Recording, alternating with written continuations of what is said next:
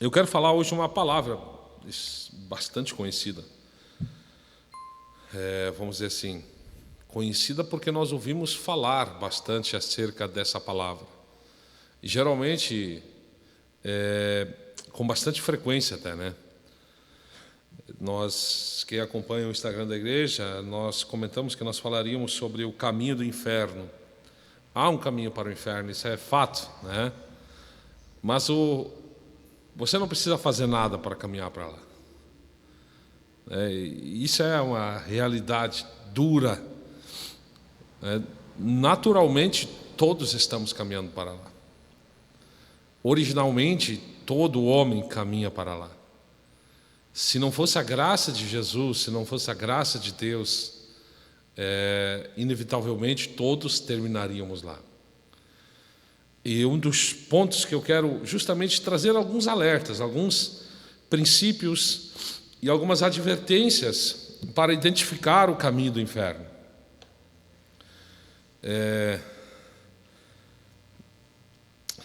Uma das grandes ferramentas que o diabo usa nos dias atuais, e não somente hoje, não somente atualmente, nos dias de hoje, mas também em toda a história da igreja, é dar uma falsa sensação para os pseudo-cristãos de que eles estão caminhando para o céu e fez-os adotar apenas uma aparente religiosidade. Jesus, ele diz na sua palavra de que nos últimos dias, ou aliás, no dia da volta de Cristo, muitos eles chegarão diante do Senhor e dirão: Senhor, Senhor, abre-nos a porta, porque nós curamos, nós batizamos, nós expelimos demônios, nós fizemos muitas coisas em teu nome. E Jesus dirá: eu não vos conheço. Consequentemente, essas pessoas que Jesus diz: eu não vos conheço, elas irão para a condenação eterna.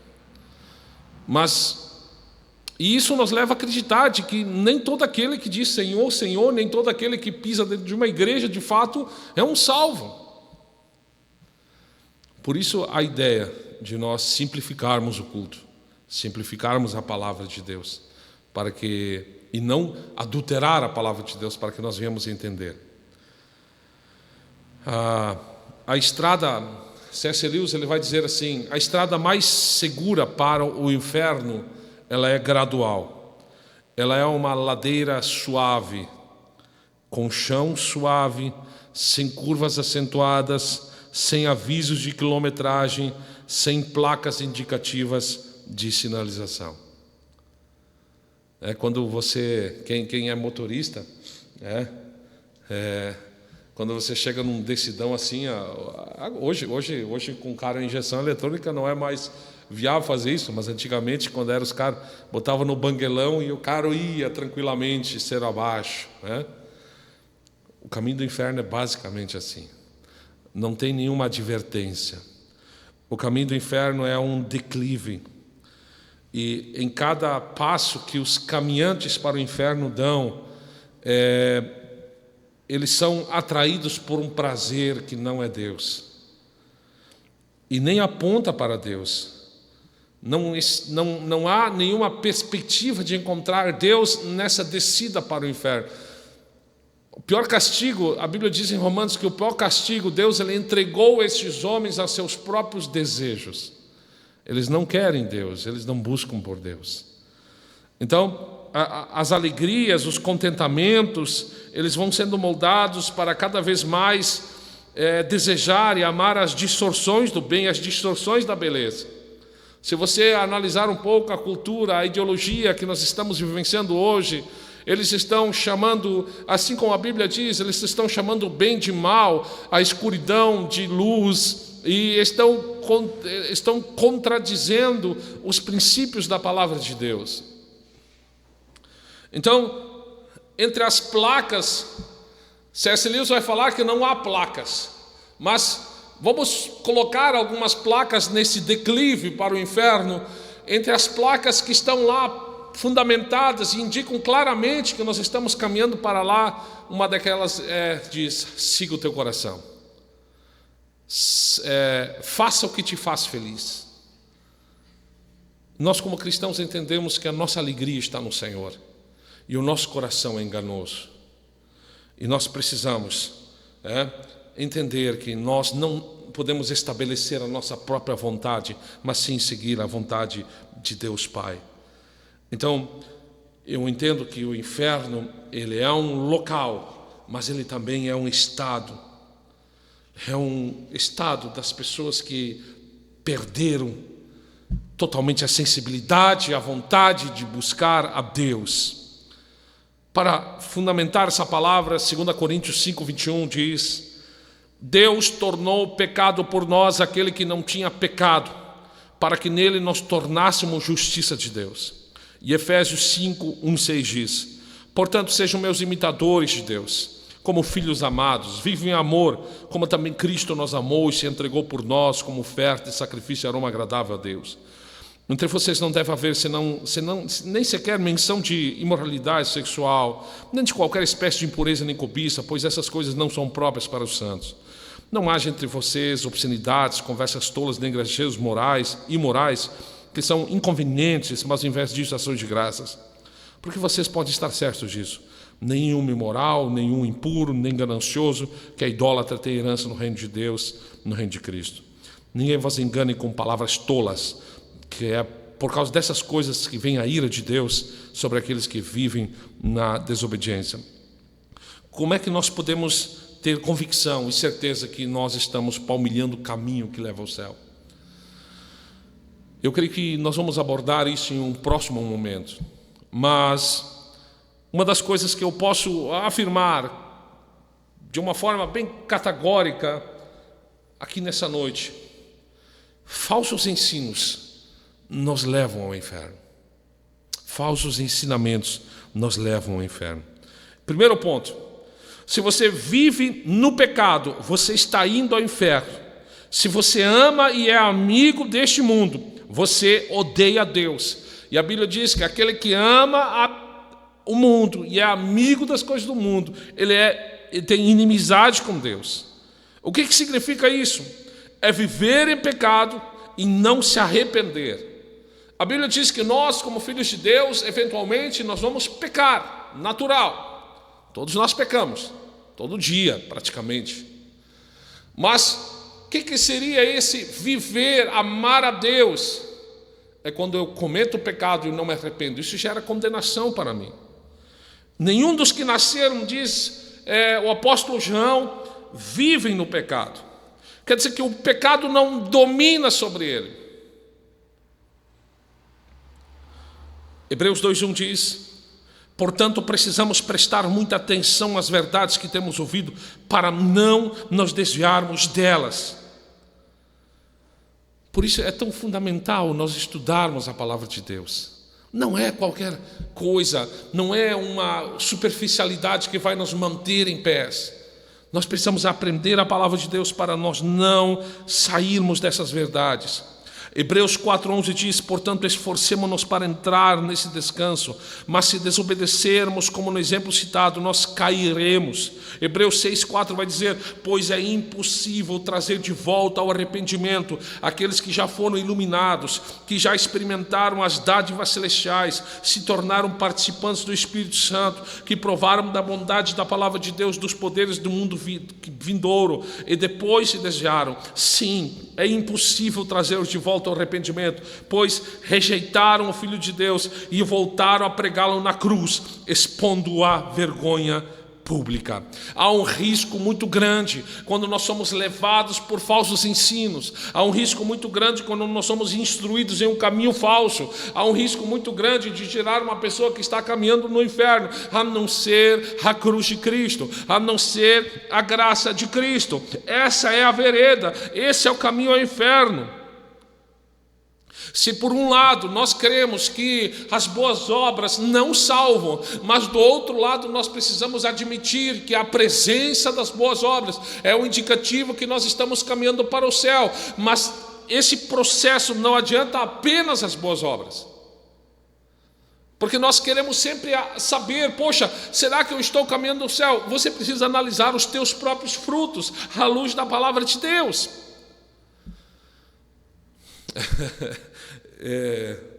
Hoje o cristão ele é muito mal falado, e com razão. O cristão, o evangélico, Porque tem muito charlatão, muito líder, muito cristão que se esconde atrás da Bíblia e vive uma vida de pecado, vive uma vida de imoralidade, mas está lá, né? Às vezes até atrás do púlpito, senta lá no banco da igreja, mas no fundo, ele só apresenta aquela carcaça de cristão. Por isso o inimigo ele é muito mais eficaz quando ele consegue usar o nome de Cristo para ensinar as pessoas um caminho errado. Entenda uma coisa, o diabo não quer que nós vamos para o céu. Nós já falamos aqui na quinta-feira, se nós prometêssemos aqui um stand-up gospel, uma conferência de milagres, essa igreja estaria repleta, mas como nós falamos e pregamos o evangelho, simplesmente as pessoas elas não se atraem nisso, e o diabo também não tem prazer de permitir que as pessoas estejam aqui, mas Deus ele é bondoso para conosco. Então nós precisamos mudar. As boas obras podem ser uma evidência externa, mas uma evidência interna ela precisa ser. Nós precisamos mudar, nós precisamos odiar o pecado diariamente. Quem sabe uma das evidências maiores de que nós estamos caminhando para o céu e não para o inferno, que nós estamos morrendo diariamente o nosso pecado, porque nós sabemos que esse pecado ele é capaz de nos levar ao inferno. Ponto 2. Ninguém vos engane com falsos ensinos. No tempo do Novo Testamento, nós aprendemos aqui nos livros aos Colossenses, bem como também aos Gálatas, nós vimos que o gnosticismo, o epicurismo, eles eram seitas que se levantaram e tentavam ensinar algumas coisas. Uns diziam que era necessário observar as leis judaicas, outros diziam, não interessa o que você faz com o teu corpo, Deus quer só o coração. E isso que eles ensinavam por demais. Trazendo para a nossa realidade. Hoje, uma crença fácil. Somente a pessoa se batizar, somente uma oração, somente uma carteira de membro, ela já é considerada cristã. Por isso que o Brasil é considerado um dos países mais evangélicos do mundo, onde nós gabamos de 50% da população ser cristã. E ao mesmo tempo que o número de cristãos aumenta a criminalidade, aumenta o tráfico, aumenta a corrupção, aumenta toda sorte de imoralidade. Estamos crescendo no quê? Será que não é uma leviandade? Será que não está havendo apenas um acréscimo de números? Porque o mundo se pressiona com números, com quantidade, nós, porém, não. Então, a grande maioria das igrejas, elas são empresas, clubes sociais. Quanto mais pessoas, mais bem-sucedidas elas são, porque mais dinheiro entra, e é o que basicamente importa para essas pessoas. Mas para nós, como igreja, o que mais importa para nós é que nós tenhamos a nossa alma, o nosso nome escrito no livro da vida. E nós não atribuímos ao nome da igreja, nós não atribuímos isso à nossa própria honra, à nossa própria glória, mas nós atribuímos isso à glória de Deus, à cruz de Cristo. Hoje nós vivemos um evangelho sem condições, vamos assim dizer. Você pode fazer o que você quiser, desde que você seja fiel com o teu dízimo, desde que você seja fiel na frequência, você pode ser cristão. Mas lembre-se do jovem rico. A Bíblia nos diz que o jovem rico, ele foi ter com Jesus, e Jesus não facilitou. Jesus, ele tinha condições. Atualmente não há mais exigências. Jesus, ele disse ao jovem rico, ele diz: venda tudo o que você tem e então siga-me. Será que todos ao que Jesus está convidando a seguir a ele, hoje ele vai fazer vender os bens? Jesus está fazendo uma apologia ao socialismo? Não. Mas Jesus sabia exatamente que o dinheiro prendia o coração daquele jovem rico, dominava o coração daquele jovem rico. Então, se de fato você quer ter a vida eterna, ser cristão, você não pode negociar com o Senhor. Nós ensinamos aqui na quinta-feira sobre a doutrina da justificação, mas outra doutrina que segue ela é a doutrina da santificação. Essa é uma luta constante, essa é uma sequência na nossa vida. Uma grande parte dos pregadores atuais, eles gostam de colocar todo mundo nos céus. Palavras vazias. Como diz um louvor muito antigo, pregadores de rosas. Todo mundo, vamos colocar todo mundo no céu. Vamos reunir multidões. E então nós vamos usar técnicas de emocionar as pessoas, e lá no final nós vamos pedir se essas pessoas querem esse Jesus floreado, e então as pessoas elas vão levantar as mãos e automaticamente elas já são cristãos. Algumas delas, quem sabe, sim, mas a grande maioria ela foi ludibriada por palavras bonitas e não foram expostas ao Evangelho. O Senhor Jesus prega quando o Evangelho do Senhor é exposto. Filhinhos, não se deixe que ninguém vos engane a este respeito. Quando uma pessoa faz o que é justo, mostra que é justa como ele é justo. 1 João 3,7. Gálatas 6 diz assim: não se deixe enganar, ninguém pode zombar de Deus. A pessoa colherá aquilo que semear. Quem vive apenas para satisfazer a natureza humana, colherá dessa natureza ruína e morte. Mas quem viver para agradar o Espírito, colherá Espírito, a vida eterna. Para nós termos certeza que nós somos cristãos, nós precisamos de fato nos arrepender, fazer morrer as coisas pecaminosas e as coisas terrenas que estão dentro de nós. Jesus, ele mesmo diz na palavra de Deus: vocês me chamam de Senhor, mas não fazem o que eu vos mando. Não se impressionem com tudo aquilo que você vê. Não nos impressionemos com a grandeza que o mundo expõe. Jesus, ele diz em 1 João 2,19: eles saíram de nosso meio, mas na verdade nunca foram dos nossos. Do contrário, teriam permanecido conosco. Quando saíram, mostraram que não eram dos nossos. Muitos daqueles que nós chamamos hoje de cristãos, eles não irão ao céu. Lamentavelmente, essa é a grande verdade. Essa é a grande verdade. O pecado de Adão, ele alcançou todo mundo, como eu falei no início. Todos nós estamos caminhando para o mesmo lugar.